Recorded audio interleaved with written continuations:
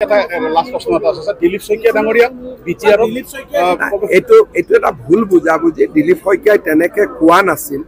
Election আছিল কাৰণে কথাটো মানুহে ডাঙৰ কৰি আছে।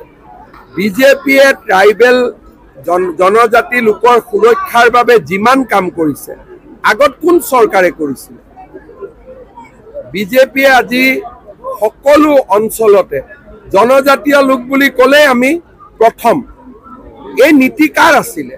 গতিকে বিটিআৰত ইলেকশ্যন আছে কাৰণে দুই এজনে দিলীপ শইকীয়াই যি ভাৱত কৈছিল সেই ভাৱত কথাটো নলৈ তাক পকাই আছে।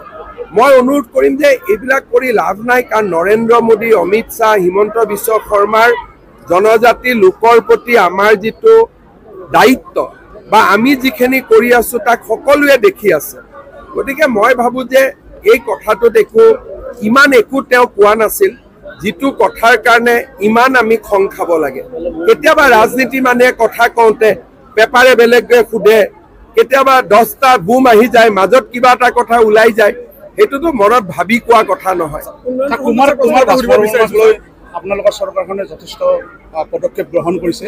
এগৰাকী যিটো ৰজা আছিলে আৰু তেওঁৰ যিটো হিষ্ট্ৰী, সেই হিষ্ট্ৰীটো আগুৱাই লৈ যাব বাবে চৰকাৰে কেনেকুৱা? কুমাৰ ভাস্কৰ বৰ্মা কামৰূপৰ নিপতি আছিল আৰু তেওঁ সেই সময়তে ভাৰতৰ ভিতৰতে এজন ক'ব গ'লে পাতস্মৰণীয় এজন ব্যক্তিলৈ ৰূপান্তৰ হৈছিল।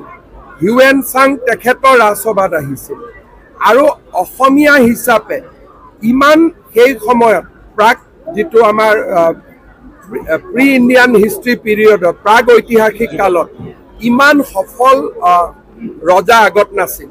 ভাস্কৰ বৰ্মা, ভগদত্ত, এই দুইজনকে আজি আমি সন্মান প্ৰদৰ্শন কৰিছোঁ। আৰু যিখন গুৱাহাটী ক্লাবৰ পৰা চানমাৰীলৈকে আমি উৰণীয়া সেতু বামুণী মৈদামলৈকে বনাই আছোঁ, সেইখনো আমি মহাৰাজ পিথুৰ নামত উৎসৰ্গা কৰিম। ভগদত্ত, পিথু, ভাস্কৰ বৰ্মা, লাচিত বৰফুকন, চিলাৰায়, সতী সাধনী, সতী ৰাধিকা, এইসকল আমাৰ পাতস্মৰণীয় আৰু তেখেতসকলৰ কাৰণে আমি যিমান কৰিব পাৰিম তাক আমি কৰি যাম। এতিয়া দুই এদিনতে আমি সতী সাধনীৰ এটা বিশাল প্ৰতিমূৰ্তিও আমি উজনি অসমত স্থাপন কৰাৰ বাবে চেষ্টা কৰিছোঁ।